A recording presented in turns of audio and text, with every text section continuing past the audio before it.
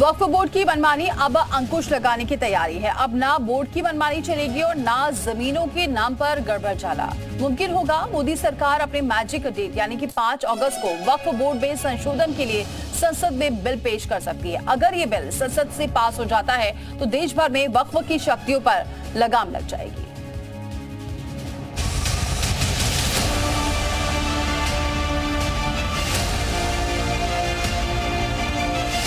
Amendments लाने का मकसद एक ही है कि एक तो वक्फ प्रॉपर्टीज को छीन लिया जाए, दूसरा फ्रीडम ऑफ रिलीजन के खिलाफ काम कर रहे हैं।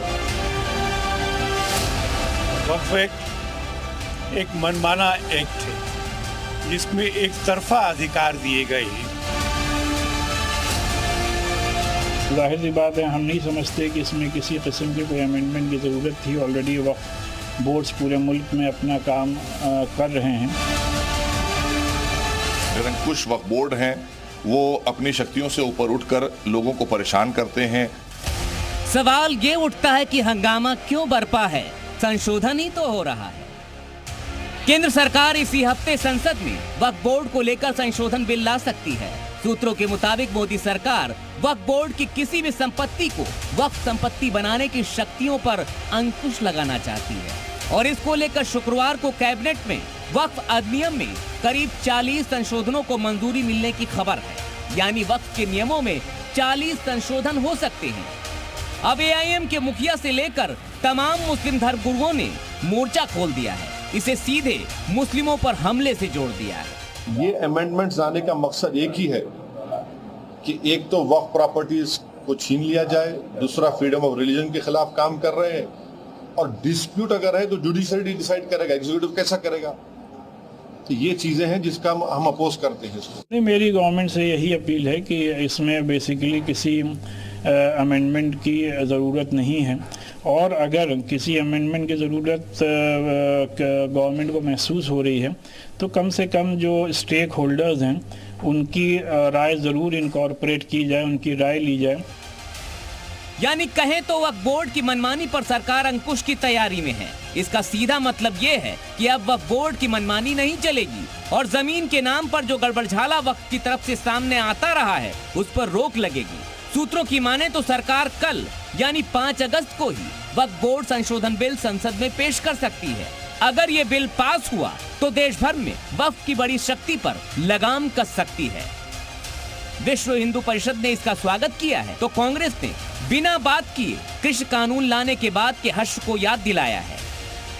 मैं मानता हूं कि वक्फ एक्ट एक मनमाना एक्ट है जिसमें एक तरफा अधिकार दिए गए हैं जो भारत के कानून के सम्मत नहीं है।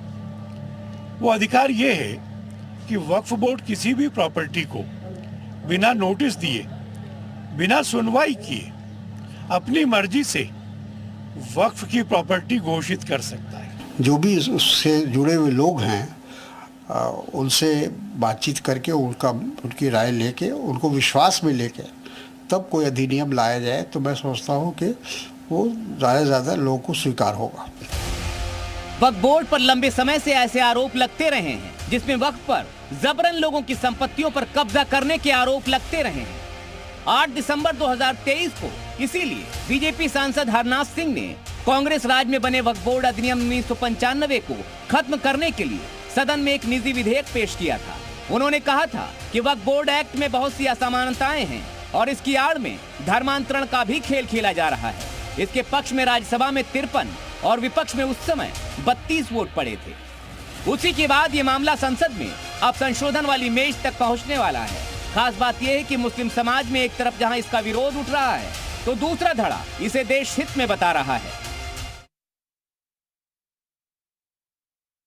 बिल में ही संशोधन करना, मुझे लगता है कि ये किसी भी तरीके से मुनासिब बात नहीं होगी। सरकार को अपने इस फैसले पर गौर करने की जरूरत है। ये नया वक्फ एक्ट लाया जा रहा है तो मैं इसका स्वागत करता हूं और इस्तकबाल करता हूं। दरअसल पूरे हिंदुस्तान में जितने भी वक्फ बोर्ड हैं उनमें बेपनाह मनमानी चलती है। अगर वक्फ बोर्ड किसी संपत्ति पर दावा करता है तो उसके दावों का अब सत्यापन करना जरूरी होगा। अगर नया नियम लागू हो गया, वक्फ बोर्ड से जुड़े आंकड़े भी हैरान करने वाले हैं। देश में वक्फ बोर्ड की कुल जमीन सेना और रेलवे के बाद सबसे ज्यादा है, जहां भारतीय सेना के पास देश भर में 18 लाख एकड़ जमीन है, रेलवे के पास 12 लाख एकड़ जमीन है, वहीं वक्फ के पास करीब 9.4 लाख एकड़ जमीन है।